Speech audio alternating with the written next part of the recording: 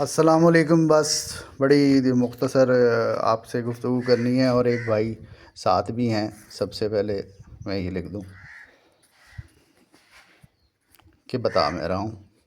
عین قاف لام عقل. عقل کہتے ہیں سر تسلیم خم کرنا.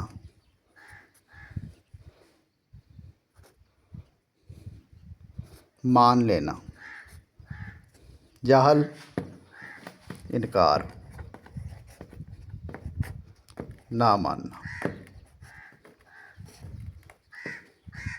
یہ عقل و جہل آئے گی، سمجھ میں آئے گی، تو اس کے بعد آپ کو یہ سمجھ میں آئے گا منطق امام جعفر صادق. بیان جس کا ہے اس پہ کوئی دعویٰ کر رہا ہے، جو دعویٰ کرے گا ثبوت وہ دے گا، ٹھیک ہے. جو قبول نہیں کرے گا، بیان اس کا تھا نا، تو یہ اس نے بیان کیا، ثبوت اس نے دینا ہے، ٹھیک ہے جی. یہ اگر کہے گا غلط ہے، اگر یہ کہتا ہے غلط ہے، سیکنڈ جو غلط کہہ رہا ہے ثبوت وہ لے کے آئے. سمجھ آئی؟ اور اس نے اس کو ثبوت دینا ہے. اب اگر یہ اس سے ڈائریکٹ ثبوت نہیں مانگ سکتا جس نے بیان کیا، ٹھیک ہے، یہ اپنا حق واپس لے گا.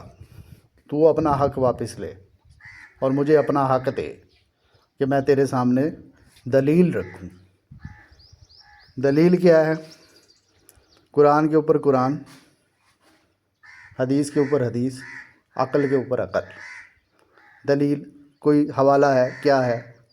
پھر وہ کہتا ہے میرا مشاہدہ، جو آپ دلیل دے رہے ہو میرے دیکھنے میں یہ ہے کہ یہ بات درست نہیں، ٹھیک ہے جی. دلیل، اب مشاہدہ دلیل کو رد کرتا ہے. مشاہدہ دلیل کو رد کرتا ہے، یعنی کوئی دلیل دے رہا ہے، آپ کہو کہ نہیں میں نے تو اس بندے کو ایسے دیکھا ہے، تو یہ رد ہوا. سمجھ آئی؟